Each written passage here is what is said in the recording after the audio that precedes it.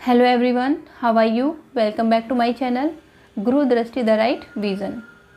चलिए आज हम बात करने वाले हैं, अगर आप एक हाउसवाइफ हैं और एक मदर हैं तो आप कैसे तैयारी करें गवर्नमेंट जॉब की घर पे रह के।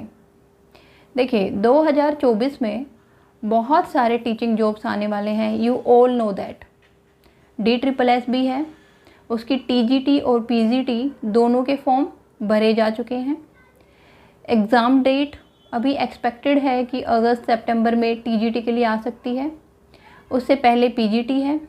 ओके, दूसरा NVS सितंबर में बता रहे हैं, यू ऑल नो दैट। बोल रहे हैं कि KVS भी आ सकती है। सो EMRS मतलब जो मेन सेंट्रल जॉब्स हैं वो इस साल आने वाली हैं टीचिंग की, यू ऑल नो दैट। अगर आप टीचिंग जॉब्स में आपका इंटरेस्ट है, आपने जो उसकी एलिजिबिलिटी क्राइटेरिया है वो फुलफ़िल हो रहा है, सो आई थिंक आपको ज़रूर ट्राई करना चाहिए सेंट्रल जॉब के लिए। अगर आप एक मदर हैं, हाउसवाइफ हैं, so I understand it very well, थोड़ा डिफ़िकल्ट है बट इम्पॉसिबल नहीं है। आप 100% श्योरिटी के साथ कर सकते हैं, तैयारी भी कर सकते हैं और क्रैक भी कर सकते हैं, but you need a kind of time management. So I would like to tell you a strategy how you can crack. देखिए सबसे पहली बात, सिंपैथी गेन करना बंद करिए।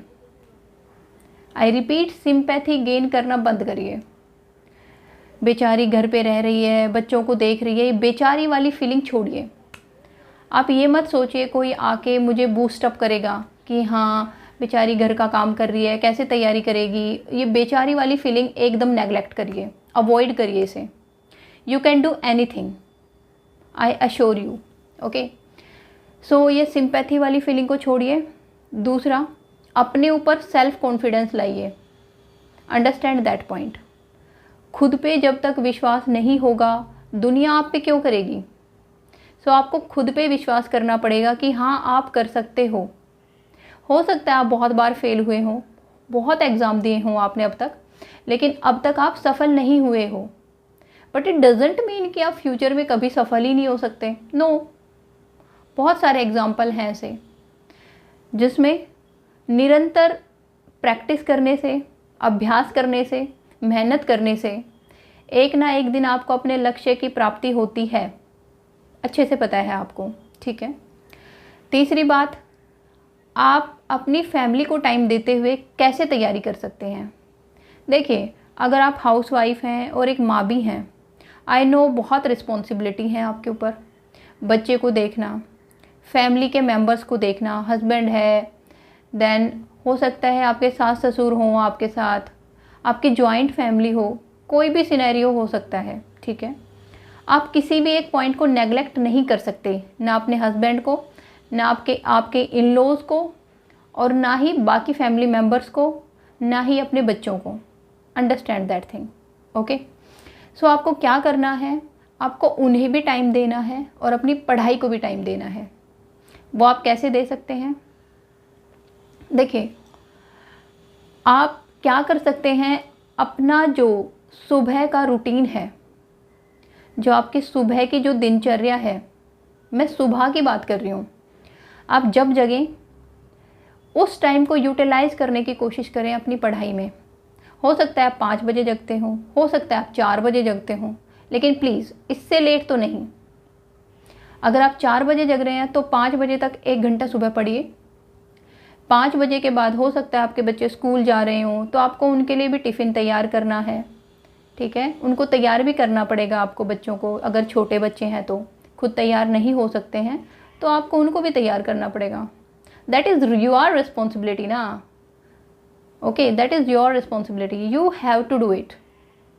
सो आप उनका काम करिए, फिर जल्दी से, जितना जल्दी हो सके आप फटाफट खाना बनाइए बाकी फैमिली मेम्बर्स के लिए। मतलब सुबह की जो भी दिनचर्या है, जो भी आपका रूटीन है सुबह वाला, उसे थोड़ा बूस्ट अप करिए, उसे थोड़ा फास्ट करिए, ठीक है। और सारा खाना खिलाना, बच्चों को स्कूल भेजना, इन लॉज की केयर करना, ये सुबह 9-10 बजे तक कंप्लीट करिए। ओके, 9-10 बजे तक कंप्लीट करने के बाद आप अपना पढ़ने बैठिए। अब हो सकता है कि आपको बर्तन भी धोने पड़ते हों, झाड़ू पोछा भी हो, आप उसके लिए एक मेड रखिए। अगर आपको जॉब चाहिए तो आपको मेड रखनी पड़ेगी। अगर आपके पास जॉइंट फैमिली है, I know it very well, 1-2 घंटे तो बर्तन धोने में जाते होंगे, आधा घंटा या 1 घंटा थोड़ा बड़ा घर है तो वो झाड़ू पोछे में जाएगा। तो एक हेल्पिंग हैंड तो होना चाहिए। आप बात करिए अपने इन लॉज से, या हो सके तो अपने हस्बैंड से बोलिए कि हाँ 2-3 महीने के लिए मुझे एक मेड चाहिए, तो एक मेड लीजिए। और अगर इन केस आप गांव में हैं, वहाँ पे मेड अवेलेबल नहीं हो पाती हैं, तो फिर आपको क्या करना पड़ेगा, आप एक काम और कर सकती हैं, अपनी फैमिली मेम्बर से बोलिए कि मुझे थोड़ी हेल्प चाहिए इस टाइम पे। हो सकता है वो आपकी जेठानी हो, देवरानी हो, ननद हो या आपकी सास हो। उन्हें बोलिए कि प्लीज़ आप थोड़ी सी मेरी हेल्प करिए, मुझे 2-3 महीने आपकी हेल्प चाहिए। ओके, तो आपके रूटीन में आप 10 बजे तक सारा काम हो गया, उसके बाद आप पढ़ने बैठिए, 12-1 बजे तक आप पढ़िए। सुबह का 1 घंटा जो 5 से 6 आप पढ़े थे, अभी 10 से 12 पढ़ चुके हैं, 10, 11, 12, ठीक है। तो 3 घंटे 2 घंटे जो भी निकल रहे हैं आप इस टाइम पे पढ़िए। ओके, उसके बाद आप शाम का जो खाना वाना है, जो भी आपका रिफ़्रेशमेंट टाइम होता है 4 बजे का, आप उस टाइम पे जल्दी से कुछ बनाते हैं, चाय वाय जो भी है आप उसको जल्दी करिए। फिर रात का खाना भी आप थोड़ा जल्दी करने की कोशिश करें। बिल्कुल भी गिल्ट फीलिंग ना लें कि मैं अपने बच्चों के साथ नहीं खेल पा रही, क्योंकि आपको बाद में खेलना ही है, 3 महीने हैं आपके पास, ठीक है। उस टाइम पे आप अपने आप को दीजिए वो टाइम, उसके बाद आप खेल सकते हैं, ठीक है।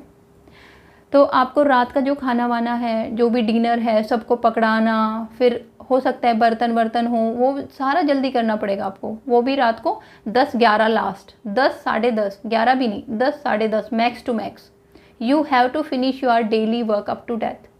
ओके, सो आफ्टरवर्ड 11 बजे आप अपना पढ़ने बैठ सकते हैं। 11 से 1 बजे तक आप पढ़ सकते हैं। अब ये मत बोलिए कि नींद कंप्लीट नहीं होगी, नींद तो बाद में भी आ सकती है आपको।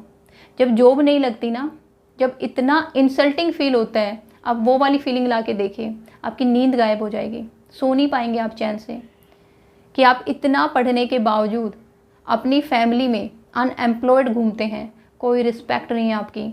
ये वाली फीलिंग लाइए एक बार दिल में, आई गारंटी यू आपको नींद आनी बंद हो जाएगी।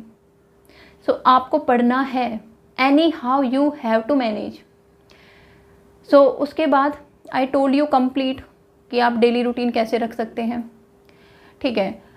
उसके अलावा 1-2 पॉइंट और हैं, मैं आपको सजेस्ट करना चाहूँगी। अगर किसी भी केस में आपको लगता नहीं है कि ससुराल में मेरी तैयारी नहीं हो सकती, और बच्चे छोटे हैं, स्कूल में नहीं जाते, they are not in school going age, so आप उनको लेके अपने मायके जा सकती हैं 2 महीने के लिए, 2-3 महीने के लिए।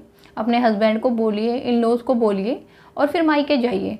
अगर वहाँ पे कंडीशन फिजिबल है तो, फिजिबल इन द सेंस कि वहाँ का एनवायरनमेंट अच्छा है, पढ़ाई कर सकते हैं आप, कोई आपके बच्चों को देख सकता है, तो आप वहाँ जा सकती हैं।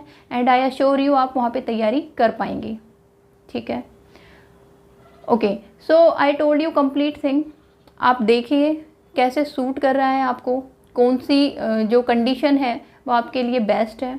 आप अपना एक टाइम टेबल खुद का स्टिक करिए, किसी और के टाइम टेबल से मत चलिए। हर एक की कंडीशन अलग है, हर किसी की एज अलग है, हर किसी का लाइफ अलग है, अंडरस्टैंड दैट थिंग। हम टॉपर्स की स्ट्रेटजी फॉलो नहीं कर सकते कि हाँ उन्होंने टीचिंग जॉब में ऐसे टॉप कर लिया, वो ऐसे कर गई, नहीं।